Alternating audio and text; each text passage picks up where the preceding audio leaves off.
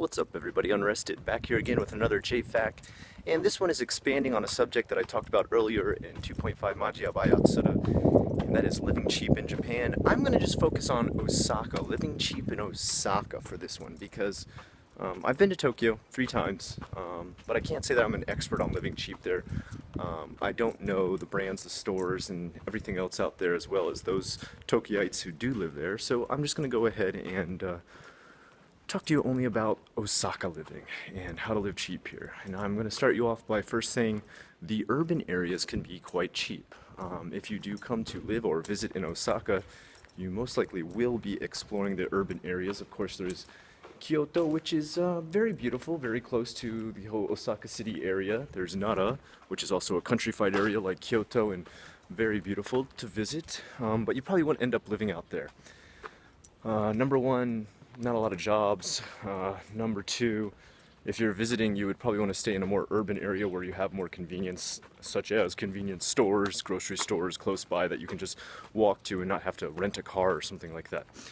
So I'm going to talk about that area.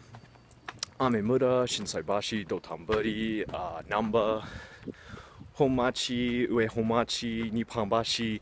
These are the areas I'm talking about. You can go look them up on the internet right now if you want to get a good scope of where I'm talking about. And those areas can be cheap to live in if you do it right. First of all, if you're renting, even though it is a very urban area, you'll still find the rent with any place or a share house if you're doing kind of a 3-month visit can still be cheaper than if you rent in New York. Even though it is a very heavily citied area, you're not going to pay something like 1,000 yen for a 1-room apartment, and if you are, then it's going to be luxurious. I lived in a really nice one, and I mean, mine was upscale. Mine was brand new. The building was built in like 2010, and I moved in there in 2011, I think it was. And it was $750 a month, and that was pretty expensive. And it looked brand spanking new. It looked great. It was fresh, super clean, super modern, and I loved it. That was back in my single days. Now, of course, I have my own little apartment, although it is like a condo because I do actually pay mortgage on it. I will be owning it as soon as I finish paying off the entire mortgage. So I suggest doing something like that. Now, people have asked me before, they're like, should I get a share house? Should I look into renting that? What are some of the options? Yes, you can get a share house, but there's a few negatives I want to talk to you about. Some share houses you have to share, quote unquote, the kitchen, you have to share the bathroom. And I'm just going to be quite honest with you, they are messy as fuck. They're disgusting. If people don't actually live there, then they don't actually keep any sort of hygienic level up. Of course, the owners are supposed to clean it, supposed to, being kind of a nebulous word, because most times when I've checked those out and looked into those when I first got to Japan, they were incredibly dirty. So it's kind of a gamble. You can look into that if you want to. My personal opinion is it's just a little too disgusting for me. You know, call me petty, whatever you want, that's fine. I like it that when I eat my food, I don't get salmonella.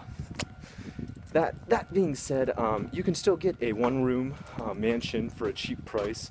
There is even share mansions, yes, ones that you can rent for a very short amount of time that have a bathroom in it in a very, very small 1-burner stove. It is super microscopic small, but it's functional, and that's all you need. For a refrigerator, you're going to literally have that dorm room type refrigerator that is like a small box. That if you bought 1 pint of ice cream, you'd fill the whole thing up. The freezer doesn't really work too well in it, so don't expect to freeze anything. But you're still living on a budget. Those can go anywhere from as cheap as $450 in the city on up to $700, $800, $1,000. $1,000 being like, you're gonna get a pretty damn nice place. As for eating, there's a chain of stores I talked about in Majiya by Yatsura called Tamade, or Super Tamade, and you will notice the chain by it being extremely yellow. I mean, the colors are literally yellow, and red, bright neon red. And yes, it is written in Romaji. That's the kana pronunciation. You will be able to read it. Go in there and you're gonna find the cheapest groceries in Osaka.